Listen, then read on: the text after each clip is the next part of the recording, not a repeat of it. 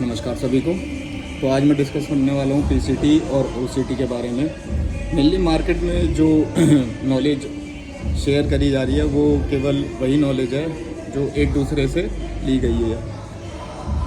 Knowledge जैसे कि अब काफ़ी सारी मैंने यूट्यूब वीडियोस देखी हैं, तो उसमें किसी ने भी ओसीटी के बारे में डिस्कस नहीं किया है, जो कि बहुत ही इम्पोर्टेंट पार्ट है।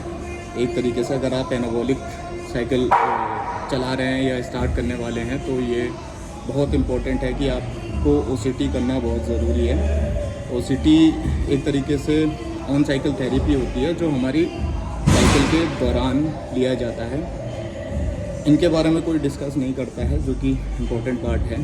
तो मैं आपको इसके बारे में बताऊँगा और कैसे हमारा ओसीटी और पीसीटी वर्क करता है।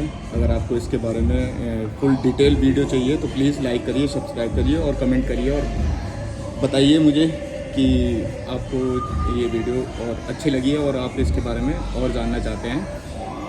तो एक मैं बेसिक आपको बता देता हूँ जो मेन पिलर्स होते हैं लाइक पीसीटी और ओसीटी का।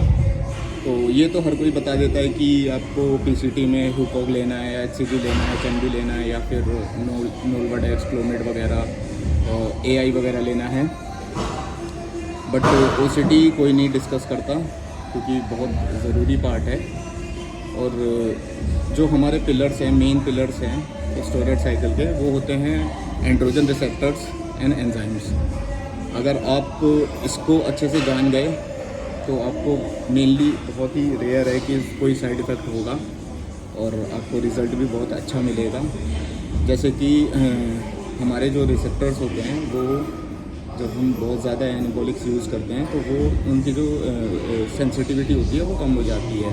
उसके बाद एक टाइम पे हमारा जो स्टोरेज साइकिल है वो जो टेस्टोस्टेरोन है वो उस चीज़ को एडप्ट नहीं कर पाता है और रिज़ल्ट आने कम हो जाते हैं। देखा होगा आपने कुछ लोग 200 mg, 400 mg, 500 mg भी टेस्टोस्टेरोन लेते हैं, लेकिन उनका रिज़ल्ट एक टाइम के बाद बंद हो जाता है, नहीं आता उतना रिज़ल्ट। तो उसके लिए पीसीटी और ओसीटी दोनों ज़रूरी है और ये जानना ज़रूरी है कि आपके रिसेप्टर्स कैसे वर्क कर रहे हैं और जो एंजाइम्स हैं उनका कन्वर्जन कैसे हो रहा है।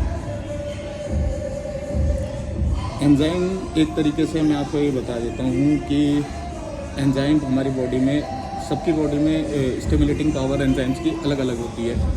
तो किसी का फॉर एग्जांपल किसी में जो हमारा एक एंजाइम होता है एरोमेटाइज इनहिबिटर, एरोमेटाइज एंजाइम, वो किसी में बहुत ज़्यादा होता है, सेंसिटिविटी उसकी बहुत ज़्यादा होती है। तो जब हम टेस्टोस्टेरोन लेते हैं तो मेनली जैसे हमने 500 mg टेस्टोस्टेरोन लिया वीक का, उसमें से हमारा फ्री टेस्टोस्टेरोन जो बनता है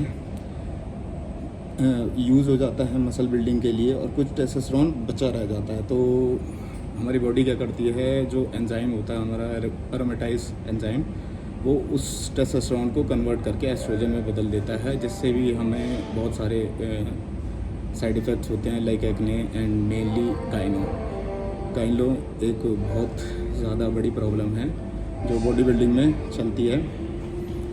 और उस चीज़ को इनहिबिट करने के लिए हम एरोमेटाइज इनहिबिटर लेते हैं। तो मैं गाइनो की भी एक स्टेज बता देता हूँ। देखिए, गाइनो की 4 स्टेज होती हैं। तो फर्स्ट 2 स्टेज हम क्योर कर सकते हैं मेडिसिन से, लेकिन अगर वो 3rd स्टेज पे आ गई है तो आपको सर्जरी ही जाना पड़ेगा। इसके अलावा उसका कोई भी इलाज नहीं है। आपको सर्जरी करवा के वो जो चर्बी की गांठ होती है वो निकलवानी पड़ती है। तो यही है। और अगर आपको फुल डिटेल वीडियो चाहिए कि कितने डोजेज और कैसे कैसे यूज़ करा जा सकता है पीसीटी पे, ओसीटी पे, जो हमारे मेडिसिन चलती हैं वो कैसे यूज़ कर सकते हैं, अगर आपको चाहिए डिटेल तो प्लीज़ बताइए मुझे कमेंट करके और लाइक एंड सब्सक्राइब करिए। बाय।